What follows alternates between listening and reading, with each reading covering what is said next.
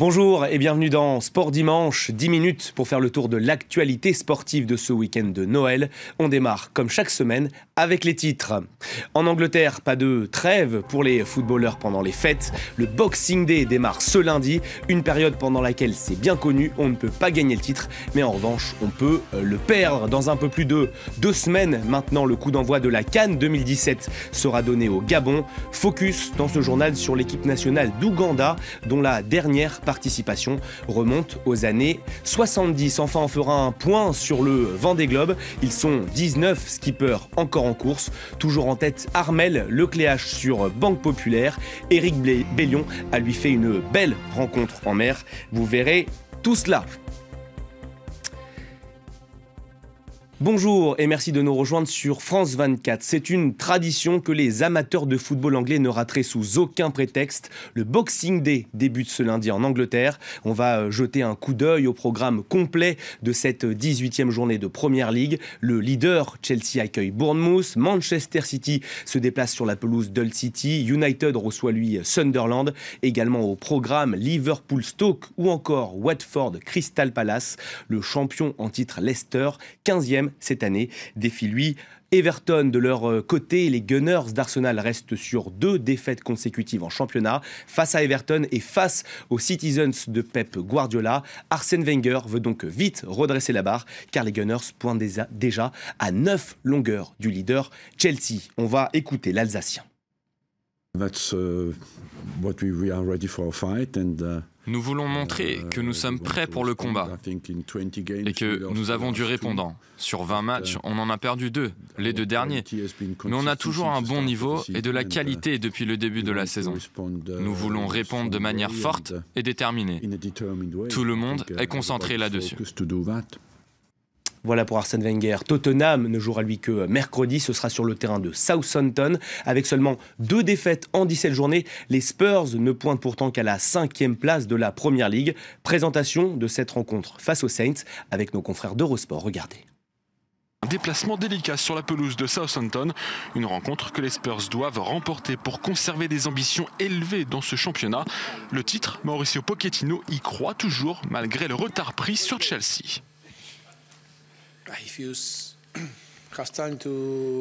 Si vous avez pris le temps de regarder le classement la saison dernière, vous aurez vu que c'était la même chose. 7, 8 points avec Leicester. Je pense que c'est réaliste. C'est réaliste parce que l'écart est certes de 10 points, mais il reste beaucoup de matchs à jouer. Et pour espérer Tottenham, 2e défense du championnat, aura besoin d'un grand gardien. Ça tombe bien, Hugo Lloris a prolongé récemment jusqu'en 2022.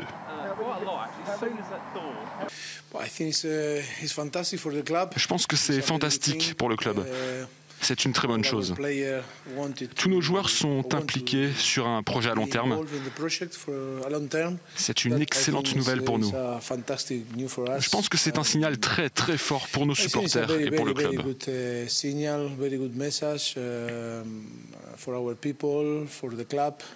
Un projet cohérent, oui, mais des titres toujours absents. Les Spurs, champions 2 fois dans leur histoire, l'ont été pour la dernière fois en 1961. On reste en Grande-Bretagne avec la 19e journée du championnat écossais. Cette fois-ci, le Celtic, Glasgow leader avec 14 points d'avance sur les Rangers affrontés Hamilton. Les hommes de Brendan Rodgers ont enchaîné une 12e victoire consécutive. Ils ouvrent le score sur une belle contre-attaque conclue par Griffith. McGregor reçoit ensuite un 2e carton jaune. Il est exclu par l'arbitre, laissant le Celtic à 10. Mais en deuxième mi-temps, son coéquipier Armstrong inscrit un but splendide.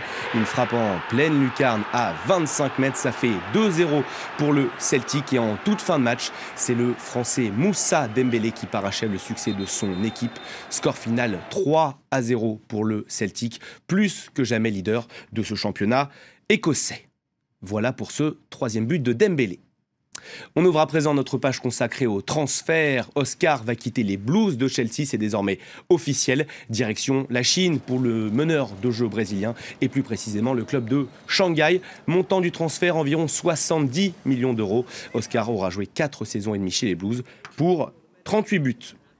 Toujours au rayon transfert, le Paris Saint-Germain tient lui sa première recrue en la personne de Julian Draxler. Le club de Wolfsburg a confirmé le départ de son ailier qui devrait signer 4 ans à Paris. Coût du transfert environ 36 millions d'euros plus 6 de bonus. Dans la capitale française, le champion du monde allemand portera le numéro 23. Son arrivée devrait pousser Ressé vers la sortie. Un prêt à Las Palmas est évoqué dans la presse espagnole pour l'ancien du Real Madrid. Je vous en parlais en titre, direction à présent l'Ouganda, où l'équipe nationale de football s'apprête à disputer sa première Coupe d'Afrique des Nations depuis 1978. Un événement attendu bien sûr par tout un peuple. La CAN 2017 aura lieu du 14 janvier au 5 février prochain au Gabon. Notre correspondante est partie à la rencontre de cette sélection ougandaise. C'est un reportage de Charlotte Cossé pour France 24. Ce matin pour les Cranes, c'est renforcement musculaire. Les joueurs profitent de la trêve hivernale pour se mettre en condition. Hassan Wassoua est l'un des piliers de l'équipe. Le chemin parcouru jusqu'à la qualification a été dur et la pression commence à monter. Il y a de grandes attentes, car c'est la première participation à la Coupe d'Afrique des Nations de cette génération. Nous devons donner notre maximum et prendre nos responsabilités. Et si nous travaillons dur, je suis sûr qu'on pourra embêter les autres équipes. Après le physique, la technique. Le coach Michaud pousse ses joueurs. Malgré les moyens financiers limités de l'équipe nationale, il veut en tirer le meilleur. J'ai de la peine pour tous ces jeunes, car ils pourraient vraiment être une valeur ajoutée de ce pays. Et pour le moment, ils ne sont pas considérés comme tels. Les gens ne reconnaissent pas ce qu'ils font pour eux, à savoir donner une image positive de l'Ouganda.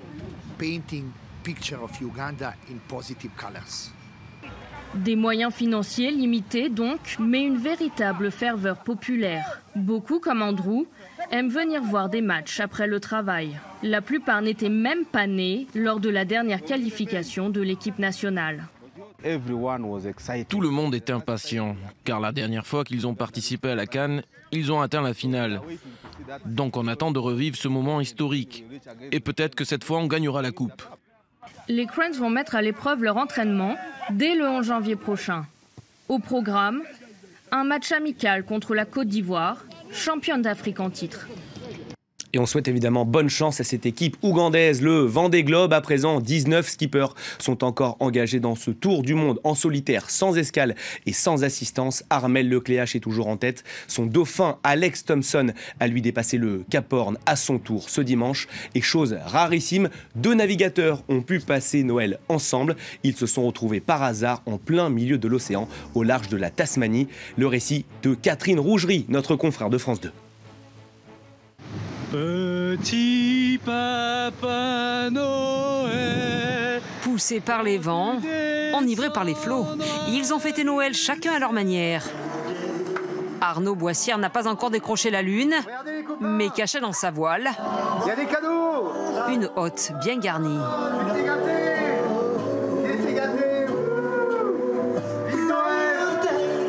Pour Jean Leca, même en pleine mer, pas question d'un réveillon en solitaire. Cette année, voilà, il est en bonne compagnie. Les 10, elles sont là. Donc il y a Roro, Monsieur Costaud, Marsupi, Théo, Ouchou, Monsieur Croco. Sur le pont, il y a ceux qui dansent et ceux qui, comme Éric Bellion, quand tu descendras, jouent les fanfarons en chanson à 2 doigts de la collision. Déjoué par milliers. Une rencontre aussi rare qu'impressionnante. Bon, ouais, c'est Noël, mais ça... on a failli avoir une bonne collision de Noël. Toujours à la 4e place, Jean-Pierre Dick file vite, mais a pris le temps de vous envoyer un petit message. Voilà, joyeux Noël à tous. Bonne fête. Wouhou. C'est sympa aujourd'hui. Voilà pour ce Noël des skippers du Vendée Globe. De la voile, toujours avec ce nouveau record du monde pour Thomas Coville. Le Français, dont le bateau est trop grand pour le Vendée Globe, a bouclé son tour du monde à la voile en solitaire en seulement 49 jours. Il bat ainsi de plus de 8 jours le record établi par Francis Joyon en 2008. C'est déjà la fin de cette édition. L'occasion pour moi de vous souhaiter de joyeuses fêtes de fin d'année. Restez avec nous, l'information continue sur France 24, en français, en anglais et en arabe. Merci à tous.